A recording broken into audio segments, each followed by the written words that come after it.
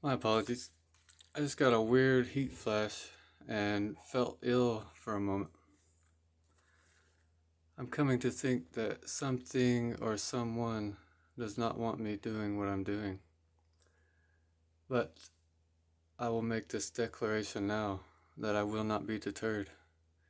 Your feeble attempts are thwarted by indifference.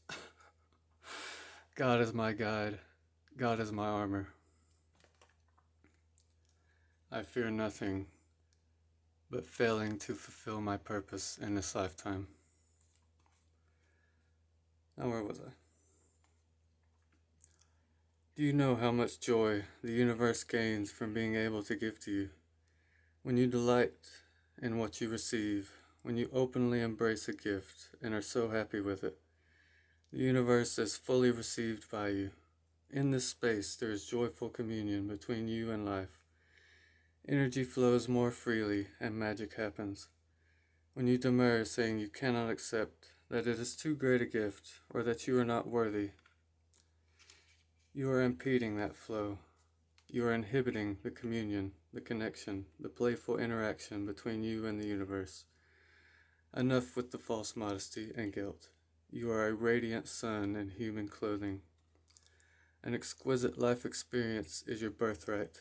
Enjoy it. Soak it up, all of it, including the restoration of sacred rest. From that place of nourishment, you will more effortlessly create, live, and love with greater energy and thriving, pulsing passion.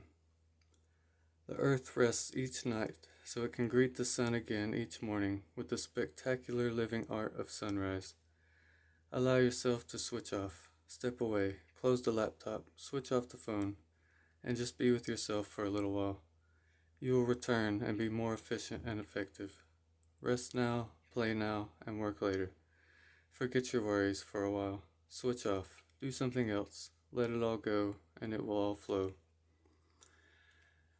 I'd like to take this time to mention that it is very important to spend time with yourself in silence.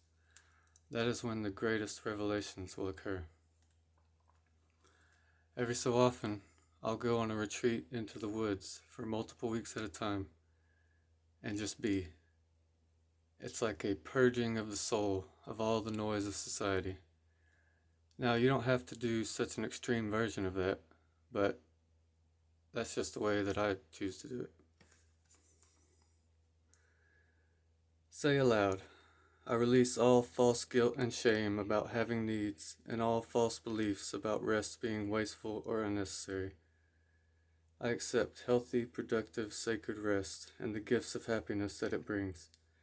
I understand that rest and activity balance, feed, and nourish each other. There is a sacred healing that happens through rest, which is very powerful. I accept and receive this now through unconditional love. This is now so.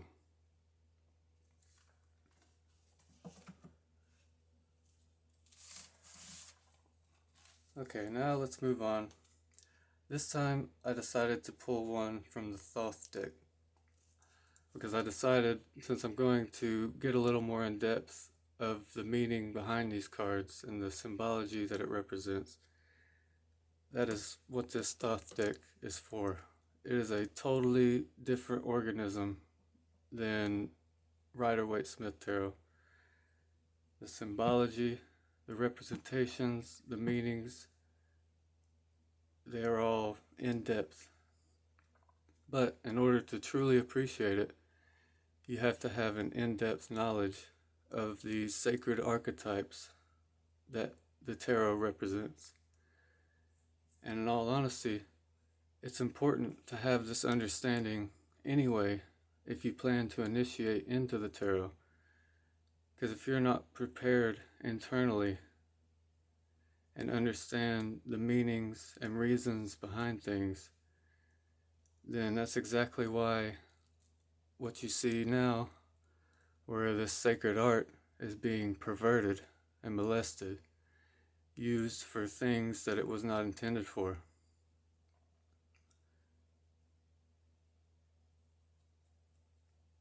That is why this was usually held for initiates who gained the level of adepthood, because you had the foundation of understanding to not abuse this power and to use it for what it was intended for. Otherwise, you're going to bring unfortunate consequences onto yourself, whether you see it coming or not. So if any of this calls to you, what I would recommend that you research is the Kabbalistic Tree of Life and the 7 Hermetic Principles. Now, only do this if you feel like you are ready to be initiated on this path, because once you start, there is no stopping. If you try, you will only create conflict for yourself. So be wary, trust yourself, and if this calls to you, then do the research. They are very beneficial tools to help you navigate the world, to help you understand the world. These are the archetypes that all of reality is built upon.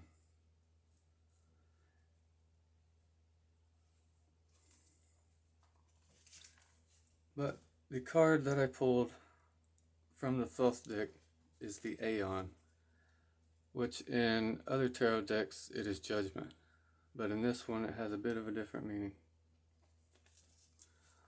Horus takes the stage in the center of this card, as well as the reading.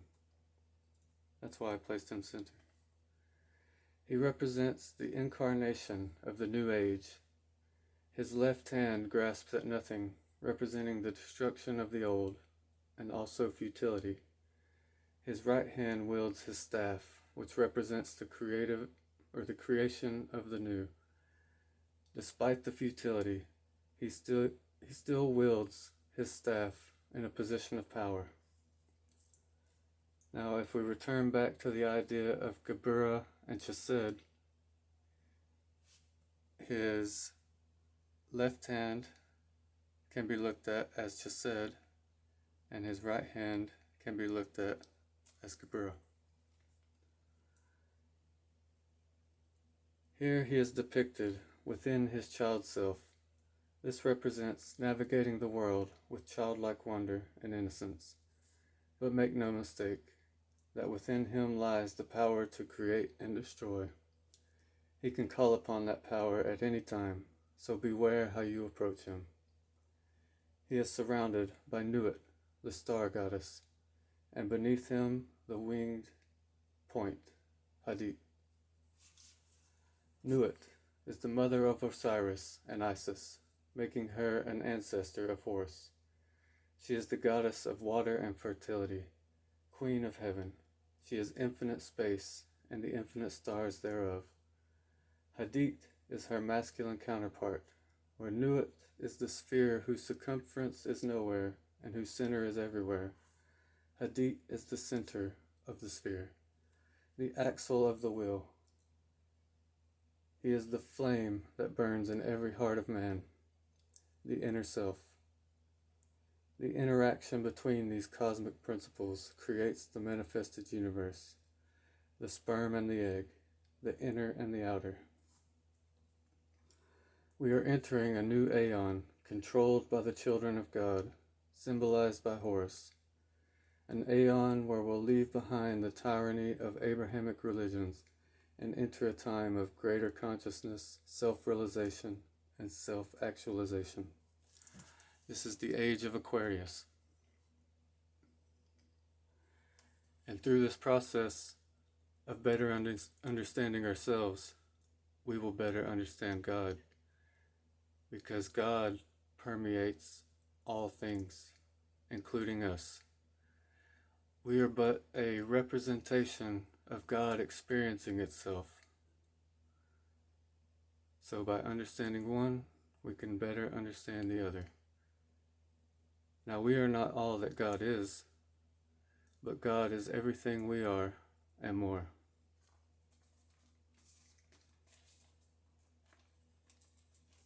Okay, I normally do a couple of each of these, but in this read, 3 of the Sacred Rebel came out, 3 of the Connect deck came out.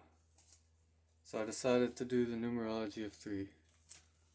The quote that can represent it. If you are not excited about this path, it is not the right path for you. Abraham Hicks. 3 is associated with the Empress, abundance, creation, and growth. Rise from scratch. Start working early. Fearless, independent. Since this number is a combination of 1 and 2, it speaks of the lessons one has to learn in order to move forward in life. Symbolic of a spiritual being having a human experience. Now, let's read what the Connect deck had to say. We have birth and blooms. Every day is a fresh start. You have a say in who you are, regardless of where you started or who you were yesterday. Bloom well. Here we have face the sun.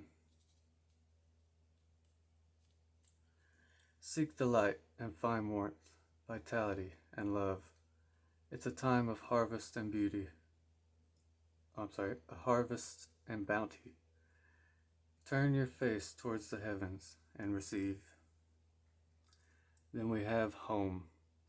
You are safe.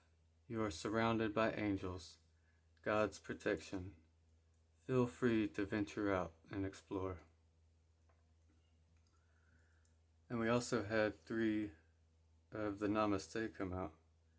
So you could think of that as 333, which is amplification of the number 3 that I already covered. You are blessed regardless. Every experience enriches us and those around us in some way. Regardless of what we achieve or don't achieve, do or don't do, all is a blessing in one form or another. Nothing is a mistake, for all serves a divine purpose. All is blessed. Then we have a blessing woven in time. The present circumstances are guiding you to a sacred space inside you, from where you will see things more clearly. Look through the eye of the soul, and you will find the answer. This card is a blessing woven in time. The time will soon come. Then we have blessings from your soul. You are a radiant being with many unique talents. Look with eyes of love, and you will see this. Feel the creative power within you and the blessings pouring in as the healing light of your soul flows into every part of you. And then we have the cards that I created myself. At the top, we have focus. Here we have find joy in all you do and take the leap of faith. And here you have nothing to fear. I love you. And you can think of this as God saying I love you. You could think of this as you saying I love you to this new birth that you're guarding vigilantly. Whatever applies to you. And down here at the bottom, we have spiritual warfare. Protect your river and don't budge. Now, many are unaware of this fact, but spiritual warfare is constantly happening. And that might be part of the reason why I got feeling ill earlier. But I have made the declaration, and I will make it again. I will not falter. I will not hesitate. I will not be deterred. Do as you may, but I will rise beyond even your worst attempts. And then protect your river. This is referring to your inner river, your energy. Do not allow others to play in your river, because they will muddy the water. Instead, stand still and keep all others outside, except for those that you deem worthy to allow in. Then we have don't budge, which I think this is apparent by this point, but I don't intend to. God has instilled this within me. This has been my purpose from birth. and it's all part of the divine orchestra. So regardless of what anyone may do to thwart it, you cannot stop it. It is meant to be, and it will be. And the only ones who would take issue to such a thing are those who have ill intentions, who wish to control and manipulate rather than encourage and uplift. And all I have to say to anyone like that is, you better be afraid. This fear hopefully will change you and allow you to see the light of love. But if you refuse to change and you continue with your blasphemous ways, you will face the consequences.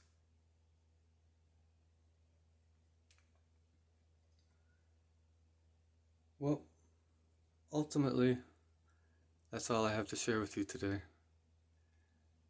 I know this is a lot,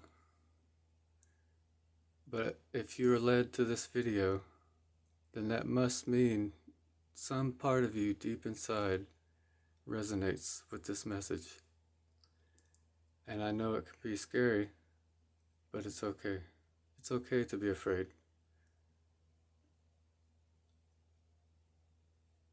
Well, I hope this was insightful. I hope this was helpful. And I hope you all have a lovely day.